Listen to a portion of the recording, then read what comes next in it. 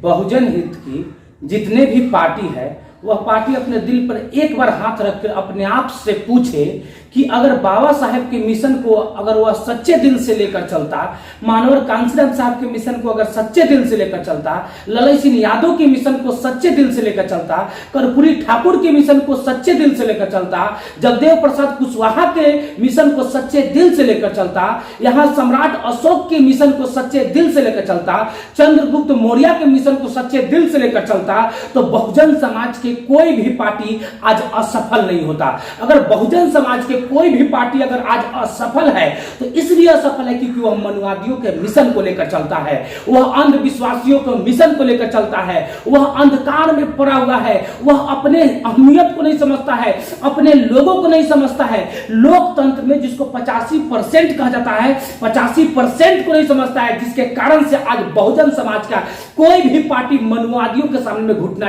Take दे। हम लोग बिहार राज्य में रहते हैं और बिहार राज्य में जातिवाद राजनीतिक है। यह ऐसी जातिवाद राजनीतिक है जिससे जातिवाद से लोकतंत्र का विकास नहीं हो सकता है, जातिवाद से किसी भी समाज और सभ्यता का विकास नहीं हो सकता है। लेकिन बिहार राज्य में कहा जाता ना जाति तंत्र है, यह समझ सकते हैं, लोकतंत्र नहीं जाति तंत्र है। और इस जाति तंत्र में नीतीश कुमार क्या किए, भीम परिचर्चा कराए हैं। लेकिन वो भीम परिचर्चा किसके दरवाजा पर कराए हैं, चमार और दुसाद के दरवाजा पर कराए हैं। जब नीतीश कुमार जी भीम परिचर्चा करवाए हैं, जब तेजस्वी यादव जी भीम परिचर्चा करवाए हैं, तो क्यों नहीं वो सभी बहुजन समाज के दरवाजा पर करवाए हैं? इस भीम परिचर्चा को प्रचार प्रसार क्यों नहीं करवाए हैं? जब वास्तव में भीम परिचर्चा का वो प्रचार प्रसार करवाते, या नीतीश जी भी करवाए हैं, तेजस्वी यादव जी भी करवाए हैं, बहुत अच्छे काम किए हैं। वह जानते हैं कि यह बहुजन मिशन है। लेकिन बहुजन मिशन को क्या उनका नेता जो कि कहा जाता है विधायक, वह गली गली उतार पाया? नहीं। यह चमार, दुसाद और धोबी के दरवाजा पे भीम परिचर्चा करवा दिया गया है, 4 और 10 आदमी को जुटाकर, और उससे कहा गया कि हम बाबा साहेब के दीवाने हैं। नहीं, आप फर्जी दीवानेपन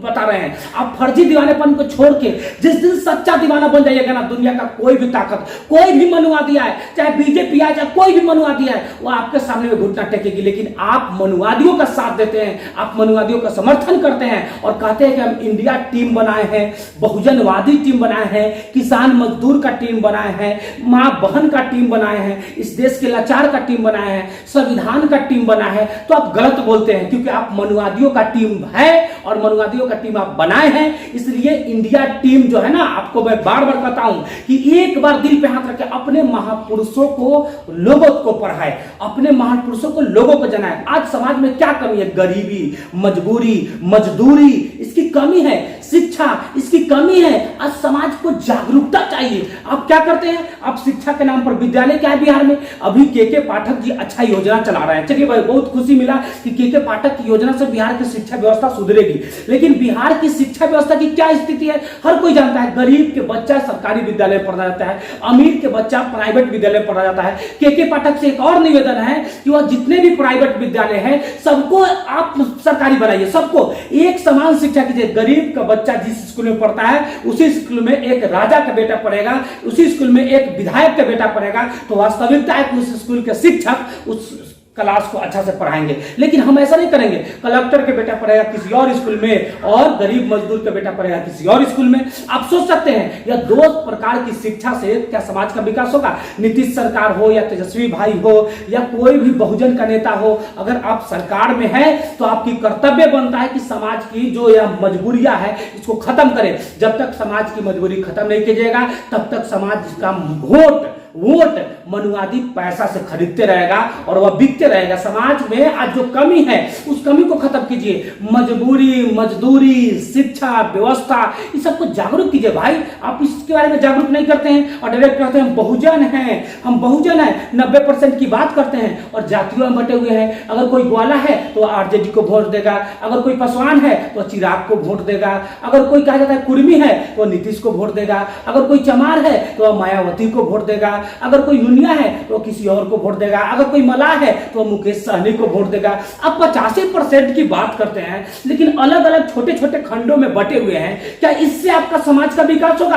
क्या इससे बहुजन समाज का विकास होगा? बहुजन समाज का विकास अगर होगा भी तो बहुजन समाज के एक होने से होगा, सभी जातियों के एकीकरण से होगा।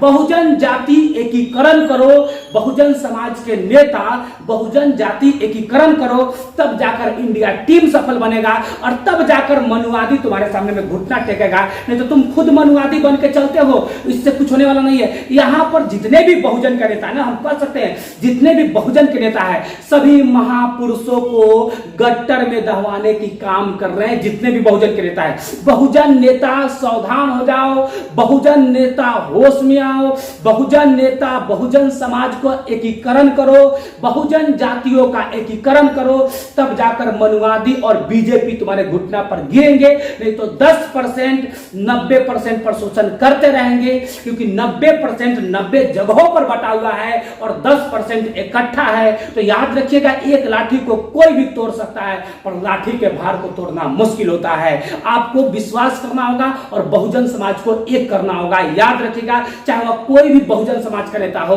चंद्रशेखर हो, मायावती हो, नीतीश हो, तेजस्वी हो, रामविलास का चिराग पासवान हो, या देश में जीतन राम मांझी हो, या कोई भी बहुजन समाज का नेता हो जो अपने आप को बहुजनवादी बताता है, चाहे वह केजरीवाल हो, चाहे वह ममता बनर्जी हो, चाहे वह कोई भी बहुजन समाज का नेता हो जो अपने आप को बहुजनवादी बताता है, वह उनसे मेरा निवेदन है कि बहुजन समाज और बहुजन जातियों को जोड़ने की काम कीजिए। तब जाकर आप लोकतंत्र पे कब्जा कीजिएगा, तब जाकर संविधान और देश की मान सम्मान और देश की मां बहनों की आप रक्षा कीजिएगा। जय भीम, जय भारत की संविधान, जय मूल निवासी, जय भीम।